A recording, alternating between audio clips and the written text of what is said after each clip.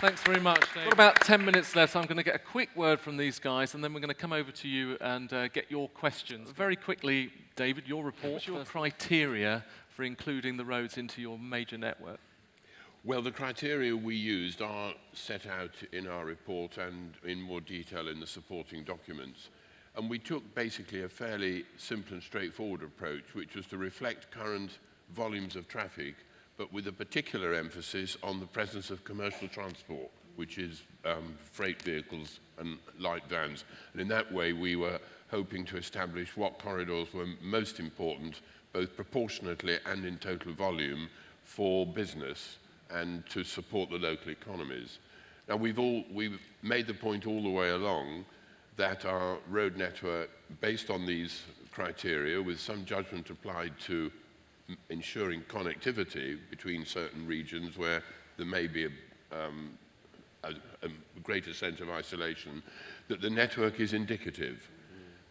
And we have always expected that if it's to become a real concept, then it's something that would be picked up and used and possibly adjusted by bodies like STBs or LEPs or local authorities in taking the idea forward. And so we are promoting it as a concept with an indicative network within a framework of a toolkit which makes it possible for the different bodies to pick up and use in the way they see fit.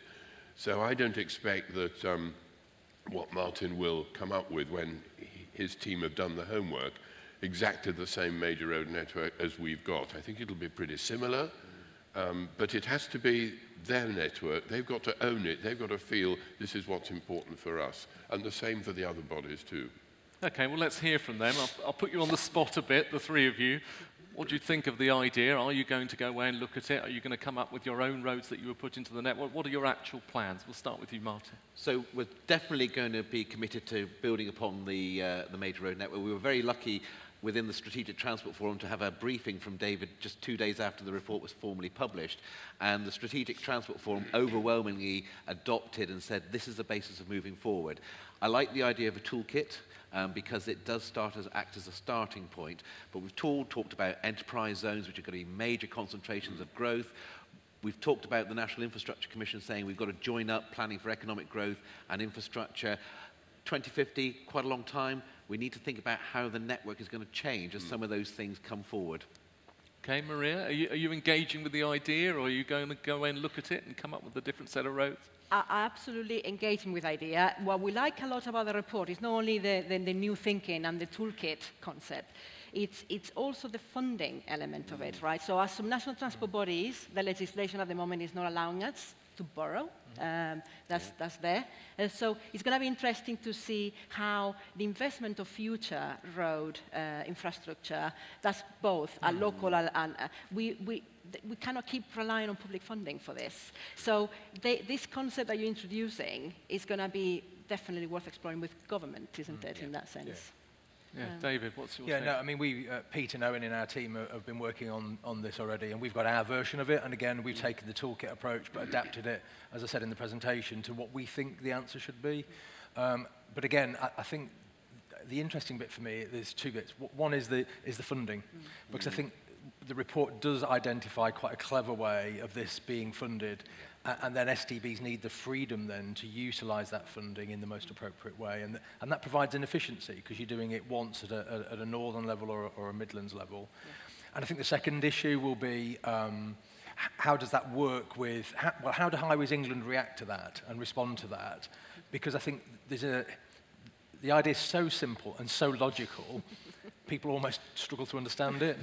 Unless you're a real person in the real world, that you don't care about whose roads they are. It is one network. And I think there's an interesting conversation with Highways England about how they can work with subnational transport bodies to actually get that concept off the ground and moving. Yeah. We can definitely drill down into funding in a sec, but in the final few minutes, I'm keen to get questions. If anyone has a question, put your hand up and we can get a microphone to you. Okay, first one here. We've got a few actually, but get the microphone over. Yeah. Yes, money is always the key, isn't it, in the end? Where does it come from?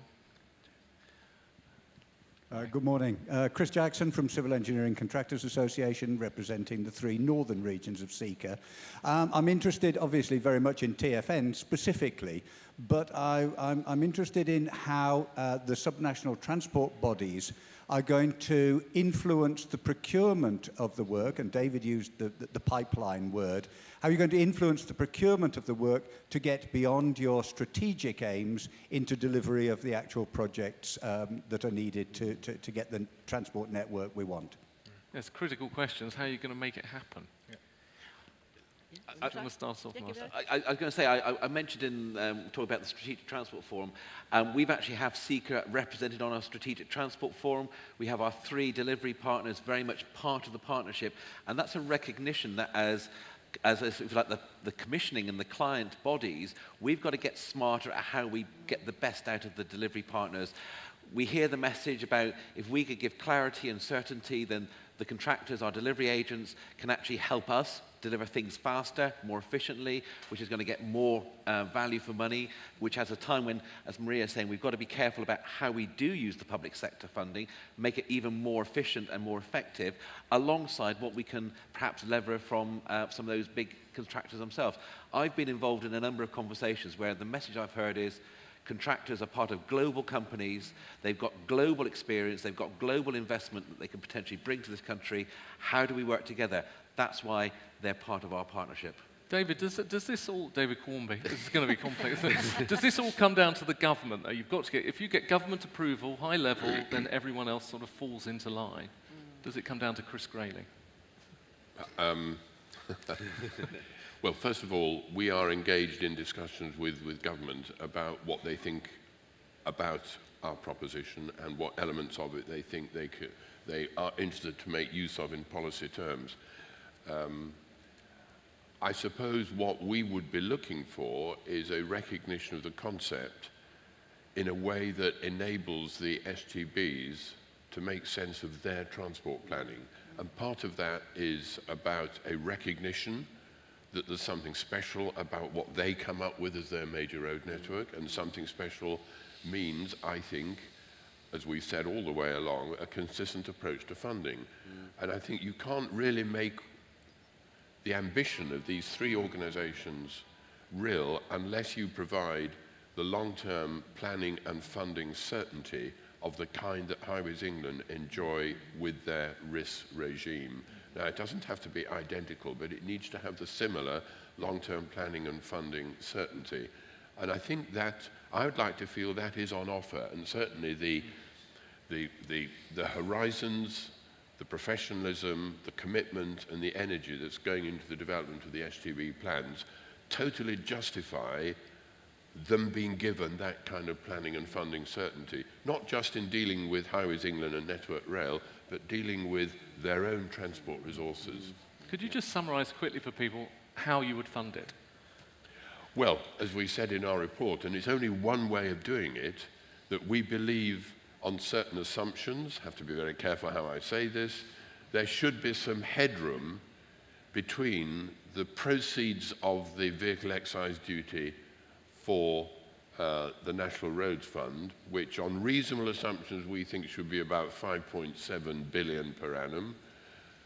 Highways England's plans for RIS2, I'm not close to it, I don't know how those are emerging, but if they're similar to the spending in the last year of RIS1, then it won't use up all that 5.7 billion, and so maybe there's some headroom there, which we're saying could be applied to plans and strategies on the local authority major road network. Now, I see one of my friends from the DFT grinning widely there, he knows, and I know, that this Does he work on railways? that this is floating an idea that either is going to work or is going to come up against unimaginable difficulties.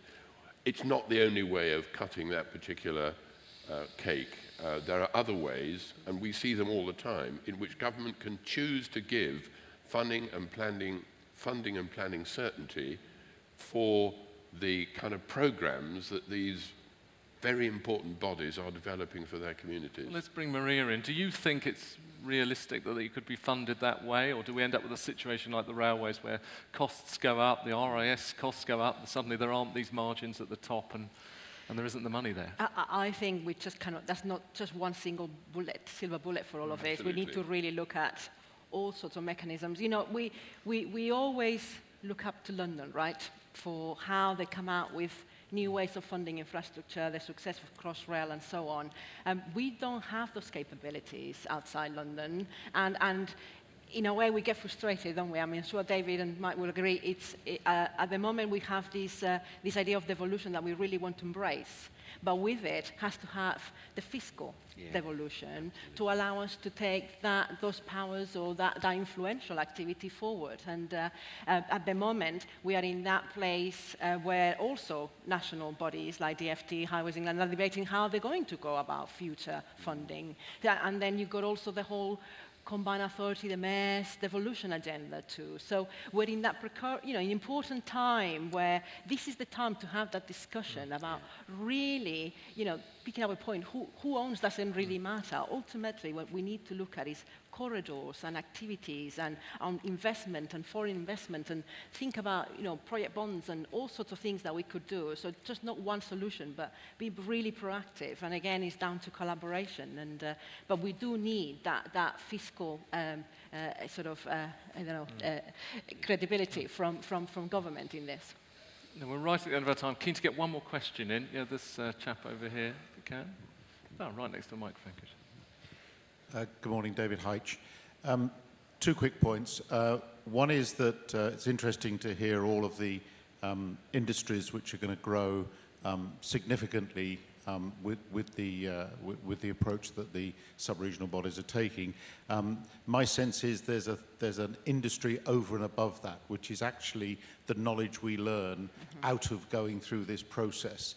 And if you like, in the sense of a post-Brexit world where we're looking much more interestedly globally and able to exercise that value and that knowledge, then I think there's considerable value there. The other point I wanted to make was around, interestingly, around the funding. I raised the point yesterday about road user charging in whatever form that might take. Yes, glancing towards London, they're already looking at being much more disciplined around low emission zones and quality charging, and we heard earlier that air quality, if not rising up the agenda, has become one of the key issues.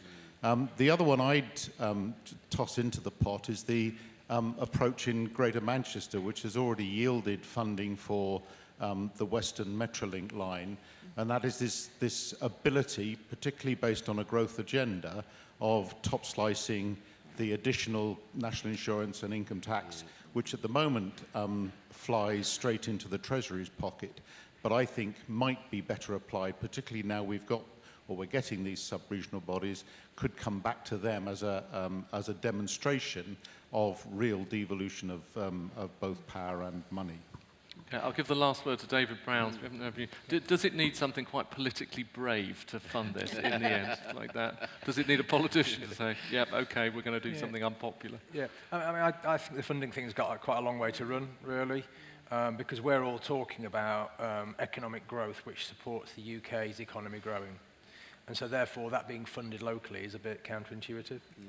And these are national networks, so we don't want to get into a bit where individual smaller subnational bodies are then funding the national network to do a national role. So I think that's got a little way to run. I think as well, I think if you look at it quite cold-heartedly, there's lots of ideas about how you raise funding. But in essence, a lot of that can be very painful for quite small amounts of money. And secondly, that requires national changes, so you can't raise business rates across the north of England at the moment. So you just can't do that. So again, we need to be careful we don't just go down a cul-de-sac of sort of fantasy funding places where it just doesn't exist.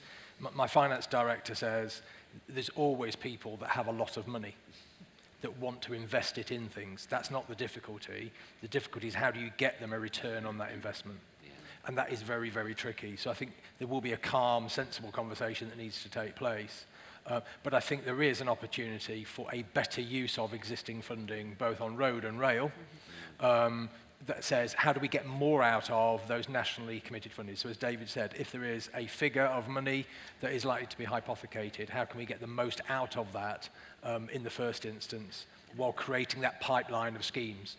Because we never actually get beyond, whenever we start to show some ambition about what the future, the 20-year plan is, we stop because we're told it's not affordable, when actually we need to get that pipeline and then have a proper conversation about how do we fund this programme of works. Okay, thank you so much. I feel like we're barely scratching the surface, really, of this fascinating idea. But I've got to thank Burgess Salmon, who sponsored this really interesting talk, Mind Maps for Thales, the voting system from ACOM, and the theatre sponsor, Mott MacDonald. And if you want to talk to David about it, you've got this lunchtime reception, haven't you? And that's in the, I believe, the Carillion Speaker Lounge, is that right? It's just in the speaker lounge just out there. Yeah. So if you want to go and talk to David about it. At 12:45. 12:45, please do. Over on the Burgess Salmon stage, Jeff Alistair is going to be talking on collaborative contracting, delivering efficiently and safely. So that starts in about 5 minutes. We'll be back here at 11:30 to talk about something we all talk about and none of us really know a huge amount about. It goes data, how you use it, what all those numbers mean, and how it can help our lives. So thank you very much to our panelists and thank you for coming.